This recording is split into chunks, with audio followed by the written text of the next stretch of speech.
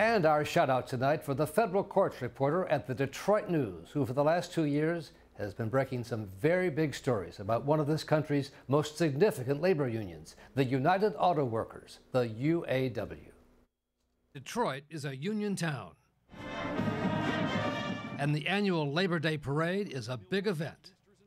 But the news coverage this year was driven by the revelation that the city's most powerful union leader, Gary Jones, the president of the United Auto Workers, the UAW, is the subject of an FBI investigation of alleged corruption.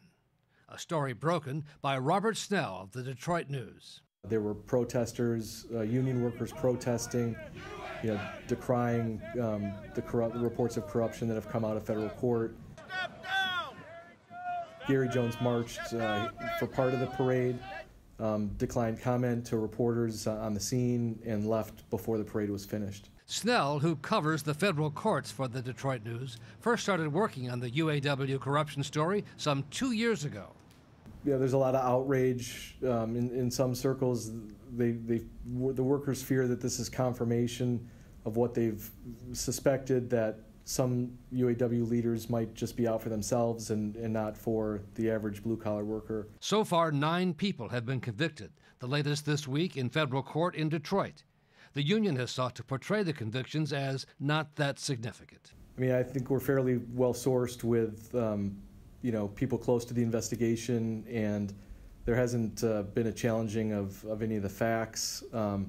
What they have tried to focus reporters on is that this is merely a few bad apples who have been charged and convicted, and that this doesn't represent a broader crisis for the UAW. But this past week, Snell and his colleagues Brianna Noble and Ian Thibodeau broke the story that the union president himself, Jones, was part of the investigation, with exclusive coverage of an FBI raid on Jones's home. During the search, the investigators had left the garage door open at Gary Jones' home, and one of the neighbors across the street who was watching this dramatic federal search unfold grabbed his binoculars and could see agents in the garage with the open garage door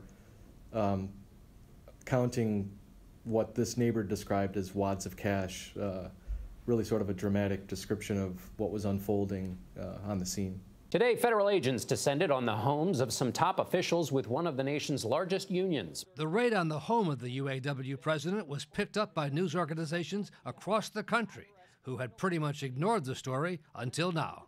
Today, FBI special agents searching inside the Canton, Michigan home of UAW President Gary Jones. It's been somewhat of a lonely beat.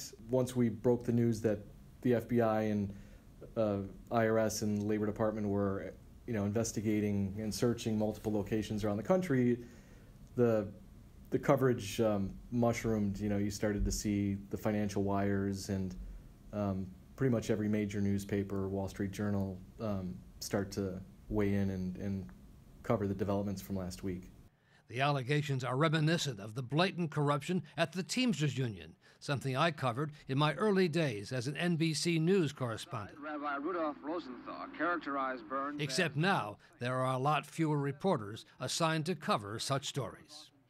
It's tough in the newspaper industry with fewer resources, but thankfully my editors have stayed committed to the story for over 2 years. So it's a matter of what we're going to devote resources to, and this is, like you said, a union town. It's a big story in Detroit, and we've been staying on top of it for 2 years plus. And there's more to come, you think? For sure, definitely. In a statement, the UAW says the union and its president, Gary Jones, have always fully cooperated with the government investigation and suggests what it calls profit-laden auto companies stand to benefit from media leaks, false assumptions, and political grandstanding. But from what we can see, none of that would apply to Rob Snell and the Detroit News. So that's our program for tonight. Thanks so much for joining us. We'll see you back here again next week.